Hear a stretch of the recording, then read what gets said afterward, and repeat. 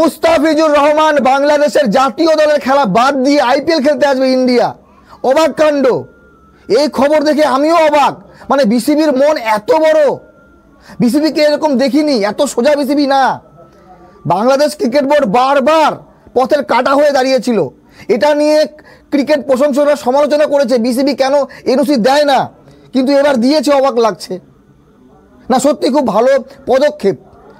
BCB যদি মনটা আরও একটু বড় করে, মানে গ্রুপ পর্বের ম্যাচগুলো খেলতে পারবে মুস্তাফিজুর রহমান।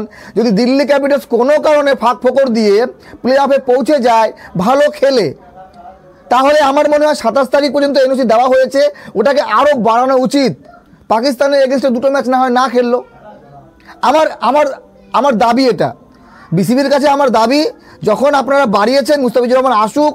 যদি দিল্লি ক্যাপিটালসের প্লেইং ইলেভেনে জায়গা পায়, যদি দিল্লি ভালো খেলে, তাহলে প্লে অফে পৌঁছালে সুযোগ দিয়েন। কারণ প্রত্যেকবার আইপিএল খেলা নিয়ে বা যে কোনো লিগ খেলা নিয়ে বিসিবি একটু সংকোচ বোধ করে যে পাঠাবো কি না, প্লেয়ারকে এনওসি দেবো কি না, কিন্তু এবার দিয়ে দিল। তো যদি দিল্লি ক্যাপিটালসের হয়ে 3 ম্যাচই খেলার সুযোগ পায়, মানে আগামীকাল ম্যাচ আছে ইউএস সঙ্গে রাত্রে, খেলার শেষে কি মুস্তাফিজুর রহমান দিল্লি চলে আসবে নাকি পরের দিন সকালে আসবে? 18 তারিখ দিল্লি ক্যাপিটালসে খেলা আছে গুজরাটের সাথে। তারপরে খেলা আছে 21 তারিখ মুম্বাই ইন্ডিয়ান্স এবং 24 তারিখ দিল্লি ক্যাপিটালসের সঙ্গে পাঞ্জাব কিংসের। এই 3টি ম্যাচ খেলার সুযোগ পাবে। দিল্লি ক্যাপিটালসকে প্লে অফে যেতে হলে 3টি ম্যাচই জিততে হবে। মুস্তাফিজুর রহমানকে যেই আশা ভরসা দিয়ে নেওয়া হচ্ছে, টাকা কোনো ম্যাটার করে না, 6 কোটি 2 কোটি দেখবেন না।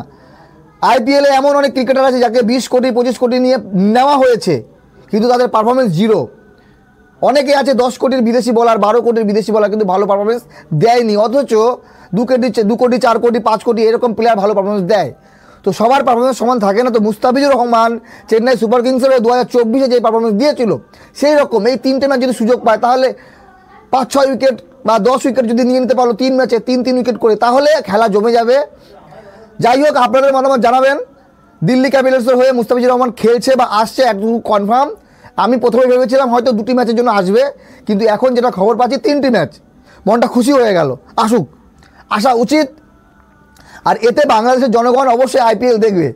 এবার কিছু সংখ্যক জনগণ আছে, পাবলিক, যারা মনে করে মুস্তাফিজুর রহমানের আইপিএল খেলতে আসা উচিত না বাংলাদেশের। সেই রকমই ভারতের কিছু জনগণ, তাদের মতে বাংলাদেশের কোনো ক্রিকেটারকে আইপিএল নেওয়া উচিত না। এটা ভুল। দেখেন, ক্রিকেটের সঙ্গে যেহেতু বাংলাদেশ আর ভারত এখনও পর্যন্ত বন্ধু রাষ্ট্র, কারণ কূটনৈতিক দিক থেকে ভারত এবং বাংলাদেশ বন্ধু। বাংলাদেশের ভারপ্রাপ্ত প্রধানমন্ত্রী ইউনুস খান এবং ভারতবর্ষের প্রধানমন্ত্রী নরেন্দ্র মোদী মাঝে মধ্যে দেখা করেন এবং কথাবার্তায় সব কিছু ঠিকঠাক আছে। তাহলে ক্রিকেট নিয়ে দর্শকদের মধ্যে একটু রেষারেষি থেকেই যায়। তবে হ্যাঁ, এতটুকু বলতে চাই, পাকিস্তান সুপার লিগে যেমন বাংলাদেশের 2জন ক্রিকেটার বাদ পড়ে গেছে, চলে এসছে, তারা বাংলাদেশের জাতীয় দলে খেলছে, সেই রকম সাকিব আল হাসান যাচ্ছে এবং মুস্তাফিজুর রহমান আইপিএল আসছে। তাহলে আইপিএল দেখার প্রতি বাংলাদেশের জনগণের আগ্রহ কিছুটা হলেও বাড়বে, মানে অনেকটাই বাড়বে। আপনাদের মতামত জানাবেন। ভালো থাকবেন সবাই।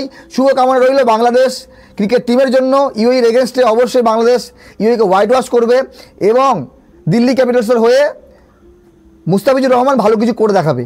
আশা করি 2026-এও মুস্তাফিজুর রহমানের দিল্লি ক্যাপিটালসের অংশ থাকবে। ভালো থাকবেন সবাই।